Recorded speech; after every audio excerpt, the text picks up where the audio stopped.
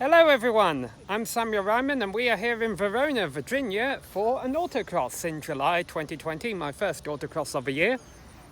And so it's 9:30 in the morning right now. The cars started rolling in, I don't know, about an hour or two ago. Everyone out here is doing the track walk right now. So an autocross is basically where they set up cones during the parking lot. And a bunch of people bring their road cars up here. Some cars aren't necessarily road legal cars, but you get the gist. We get to race them around and see who's fastest. And I'm going to be one of the competitors. We could walk a track, but I think you guys would enjoy taking a look at some of these cars a little bit more. So the great thing about autocrossing, of course, it's affordable, it's safe. This is just one of many parking lots across the country where we come out and do it. This is BRR-SCCA region.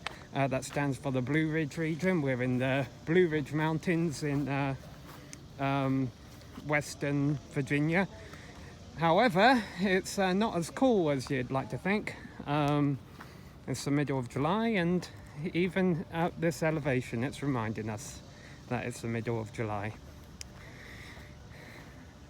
What we got here to start us all off, BMW, and some cars don't have stickers on them as well. We also have some old cars out here. Always love coming out and taking a look at these. And that car just started up a couple of minutes ago as they rolled it off the trailer. Mustang, Neon, Corvette. Corvettes are normally some of the fastest cars you see here at autocrosses. So what these letters mean, ASP stands for A Street Prepared. A through F or G or H is normally a class number, and then Street Prepared, and or there's P stands for Prepared, or there's M stands for Modified. Here you go, going on back on about how cars aren't exactly road legal all the time, but they get here on trailers. You never know what you're going to get to see at the autocross. And then there's some cars that you look at and then realise, oh boy, I'm screwed. Well, I'm screwed anyway, on the basis that my car, which is this red Miata over here, has 500 softness tyres, which isn't soft at all. They're very hard, and it's one thing I intend to improve on the car going forward. Because you'll notice also mine is a 2010 Mazda Miata, one of the NC cars. But pretty much all of my competition in C Street today, there's 3 other cars competing in C Street. That's what RS stands for. They're all 2019 and 2018 cars. So this is Ray Schumann. He does a lot to help run this league, and also takes the photos around here. Very high quality photos. He's very good at that. And there was another Miata over here. Here we are. Parked next to this Camaro over here. Got a few muscle cars out here today. Now, muscle cars, they're not always the first car you think of when you come to an autocross, because they're known for being fast in the straights, but not necessarily great in turns. But some people modify them, and some people learn how to drive around it. I don't think I could. I'm not that smart. Give me a Miata. Give me my Miata. I'll learn how to turn it around eventually. It's nice seeing some cars that still compete here, even back when the last time I raced here in Verona, Virginia, that would have been about 2013. It's 2020 now, so that was about 7 years ago. Here's Dave's car. He used to sit next to me in economy class back at James Madison University. Don't know where he is. Probably out there doing a track walk. And then I wanted to go over to this Miata over here, because number 84, this burgundy car sitting up against the building here, is also one of my competitors. And as you can tell, much more money spent on the tyres, and also a GoPro mounted on its windshield. I do have a GoPro in my car. I'll be able to get that up on that footage up on YouTube this week of my fastest run, which will probably be one of the slower runs compared to most of these other cars out here. You may notice that guy, I can't tell, don't know if you can tell from here, but see from here, but that guy with the Mazda put in the end there on the side of his car. N stands for novice. They do have a class for novices, also for ladies. You know, people who like to... there's also a tyre class, that's what T stands for.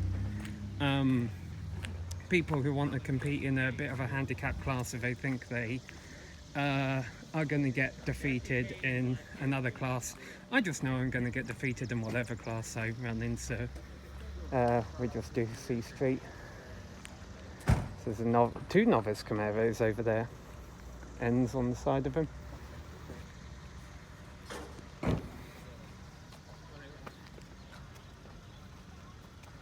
All the bright coloured cars are parking in the centre here.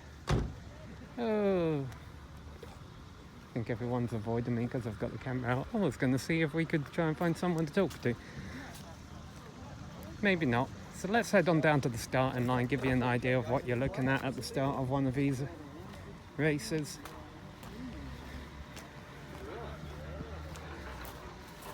So I've done autocrosses 3 different locations now. I've done them with the Blue Ridge region here in Verona, and also one down, that's from me, and I've also done one down in, a few down actually in Slalom, Virginia. That's a bit of a bigger parking lot. And then the Central Carolinas region around Charlotte, North Carolina uses a parking lot around ZMAX Dragway. If you've ever been to the NHRA drag racing events down there, that's basically where they do the pit party and park all the drag cars. They use that as an autocross lot, and that's pretty massive. So we're here at the starting line now. So normally they tell you to grid your car up at this first cone, you park here, and then when light goes green you accelerate, and then this little thing here trips the time in and you start your run.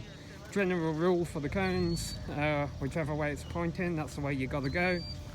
And then you figure it out from there, basically take it one cone at a time, and that's why everyone walks the course a few times before it all gets started to learn what's it about.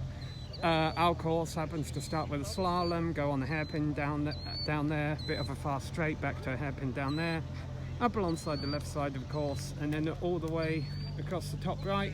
And then we actually have a giant 360 over there to kind of end it all, a big loop that brings us back. And then there's another slalom right at the end there, and that brings you into the finish line. I used to use that corner down there, I guess they're not using that anymore. But yeah, so if you've never done an autocross before, they're relatively cheap. You can see from the parking lot that there's a variety of cars, many of which you find on the road. It's a lot of fun.